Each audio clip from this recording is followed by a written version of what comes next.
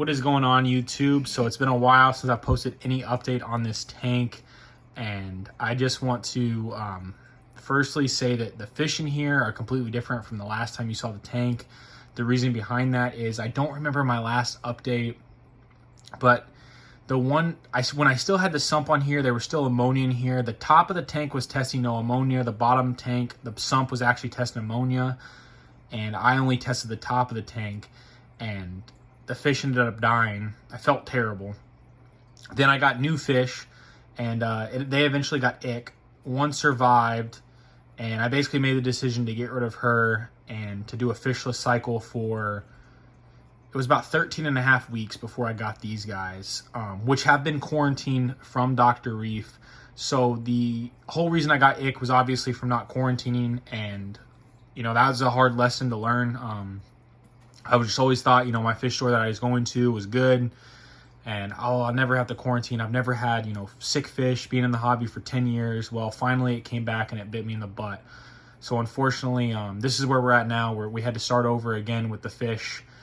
Coral wise though, I've been accumulating corals for quite some time because I was doing a 13 and a half week fishless cycle. I still have my shrimp and I still had corals in here. So I've been accumulating corals and stuff like that for quite some time, but just kind of take you over real quick what I got going on. Like I said, these fish were quarantined by Dr. Reef. They went through like a 6-week quarantine period with copper and all the medication that you would typically, I'm not too sure on I've never done quarantine myself. I had looked up how to do it, but just for a 20-gallon tank, just setting up a whole nother tank in my house just to quarantine for this tank, I didn't see that being worth it. So I went ahead and just ordered from Dr. Reef. I looked up reviews, great reviews, and I'll tell you now from my experience with him, nothing but good things to say. Like the entire process, he keeps you informed on where the fish are in the process. You can put a do not ship before this date in case he had them quarantined. Like clownfish for him are pretty much always quarantined, but I did get a yellow Watchman goby because my wife absolutely loves that fish. So I picked up that fish specifically for her.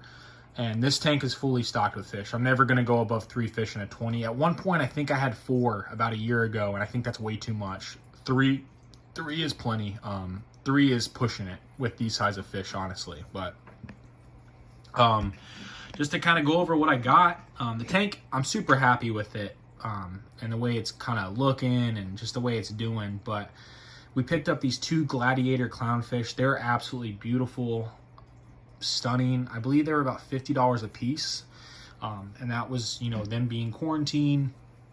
That yellow Watchman goby in the back over there, he was about I think he was 30 or 40, and that was with him being quarantined. And then I had to pay $50 overnight shipping for everything, and then I got this tiger conch to help keep my sand bed clean. He was like 16, 15 bucks, something like that. For everything, I paid around $207, which I don't think is that bad. Granted that I have, you know, fish that I know are healthy, and this tank is going to be disease free. And to be honest, for a while there, I thought I was going to get out of the hobby, and I've been in the hobby for 10 years on and off. And I thought, you know, with everything happening with that other tank, first I got the sump, ammonia completely skyrocketed and killed those fish. All my corals that I had in there, because I didn't know how to properly build a sump, and I used silicone, not knowing any better. No common sense, I guess. Nobody but to blame but myself. And then I get that tank back up and running, and the bottom of the tank busts through. I'm like, you gotta be kidding me. So then, you know, get the sump running again, and thought the tank was good because I had tested the top of the water. Nope, there was still ammonia in the water. Those fish died again. Then I got ick. And, you know, now this tank has been set up going without the sump. I removed the sump, and it's been running like this for about, I'd say about 4 or 5 months, because I had my snowflake in here for a while. I had her for a while, but I ended up giving her to a pet store that would quarantine.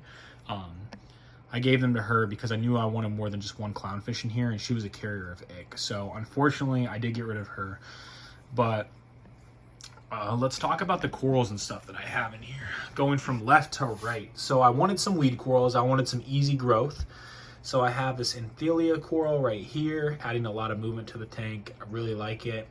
Got my pulsing xenia. I ended up dropping the actual plug yesterday when I was moving some rock around. So unfortunately, he's not fully expanded, I don't think, but a lot of this is the coral that's already on the rock. But there's a plug in there somewhere with a bunch on it. I got these firework clove polyps, super pretty. Hopefully they'll start taking off over there. I really like the look of those guys. I got my hammer.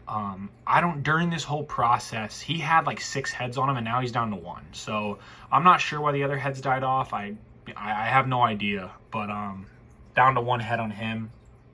I have this cabbage leather coral. I have this massive Duncan with like 8 or 9 heads on him. He's doing great. Up here, I have some green star polyps. They haven't really grown much. It's weird because some tanks I have GSP and it just takes off, and others it just doesn't grow. He's open all the time. He hasn't grown much. So I moved him up here to higher light recently and glued him down. So we'll see if that makes any difference. And he's in higher flow as well. Over here, I have my little mushroom garden. So I have some green mushrooms. There's about 3 of them right here. I have my red mushrooms. He's actually split or dropped the baby mushroom. I got my blasto. I have my candy canes. I just picked up this toadstool. I actually just picked up this toadstool, this leather, and these zoas the other day. The zoas have not opened up though, unfortunately. So it actually had Aptasia on the plug of this. So I ended up removing the Aptasia with a razor blade and then super gluing the entire bottom of the plug to suffocate any Aptasia that was left, which I don't think there was, but just as a safety measure. And he's probably pretty irritated from how much I messed with him. So he has not opened up. And then I have this massive rock full of forest fire mushrooms because I absolutely just love mushroom corals. And they had this for like $120. It has like 20 something heads on it. And I just went ahead and bit the bullet and said, shoot, I'll do it. As well as I have my 3 sexy shrimp. I absolutely love these guys. I would love to get like 2 more. I just haven't seen them anywhere, unfortunately. And then I have like 4 Nassarius snails in here, as well as a bunch of hermits for cleanup crew. And I do have a couple turbos, but the crabs keep killing all my snails. So they actually killed one of my Nassarius snails the day I put it in the tank. So that's unfortunate. But the conch is going to be doing some work to the sand bed. And overall, I mean, the tank's looking really healthy. Nutrient levels, I did get a flatworm infestation. I still have them in the tank. I just manually have been removing them and keeping their population lower, but they're all over the rock. I have some flatworm X, so I'll dose that again this week for the water change. I killed so many of them, and then they all just came back. So I'm just gonna do my best to keep them in check. We have a bunch of coralline growing in the back. Coralline's starting to grow a little here on the rock and starting to spread a little bit. Nuisance algae is starting to be outcompeted. You can definitely see it on the sides here, but it was growing all over the back wall and it's starting to die back. I've just been really detail cleaning when I do my water changes and blowing off all the rocks, vacuuming the sand, doing everything I can to keep nutrients low, making sure I'm not overfeeding. And overall, the tank is just heading in a really good direction. And I think, you know, we'll be good moving forward. And I'm really excited to see this tank over the next 6 months, over the next year, as it just continues to grow. I don't really think I'm going to get any more coral. It's completely like packed out. And unfortunately, I tried my hand with SPS, but I'm not very good at keeping the nutrients down to like 5 or less for nitrates. Sometimes they spike a little bit, you know. So it's okay. I'll just keep my my softies and a few of my LPS. And overall, I'm just really happy to be back in the hobby. You know, I thought I was going to get out of there for a while. So I'm just glad to be back. The tank probably looks the best out of all my Reef tanks. I think this is the best looking one so far. So as everything grows out, I think it's just going to look really good. Thank you guys so much for watching. Hope to catch you guys, you know, whenever I can with a future update. You know, it's going to probably be very few and far between. I just don't think there's much worth updating on unless, you know, stuff just starts kind of growing out. But I'll catch you guys in the next one. Peace.